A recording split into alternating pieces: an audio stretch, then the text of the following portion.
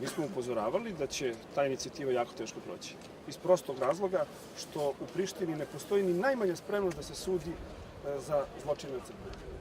Nažalost, i u dobrom delu međunarodne zajednice ne postoji spremno da se sudi na zločine nad Srbima. Za nas je to apsolutno neprihvatljivo. Onaj ko bi to pokušao da uradi mora da bude svestan da će naići na veoma odlučnu reakciju Srbije i sad ovo govorim u svoje ime, ovo nije stav vlade, vlada nije zauzimala stav po tom pitanju. Desi li se tako nešto? Ja smatram da treba napustiti pregovore. Ukoliko se ukine sud koji još nije počeo ni da radi, sud koji još nije izdao ni jednu jedinu optužnicu za zločine nad Srbima, onda mi nemamo šta tražimo u tih pregovora. Još uvijek nismo dobili zajednicu srpskih opština, nema opravdanja za to što nismo dobili zajednicu srpskih opština. Sada, ako se ne dozvoli formiranje ni suda za ratne zločine nad Srbima, za zločince iz OVK-a, tu nema čemu da razgovaramo.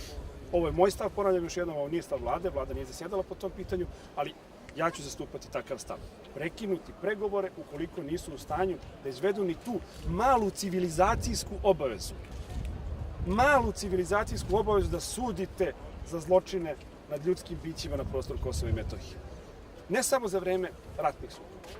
Od dolaska međunarodne zajednice na prostor Kosova i Metohije ubijeno je preko 1000 Srba. Za to skoro niko nije odgovarao. I sada pokušavaju da ukinu sud da se nikada više ne da prilika da se sudi za zločine nad Srbima. Ukoliko se to desi, moj stav će biti da treba prekinuti.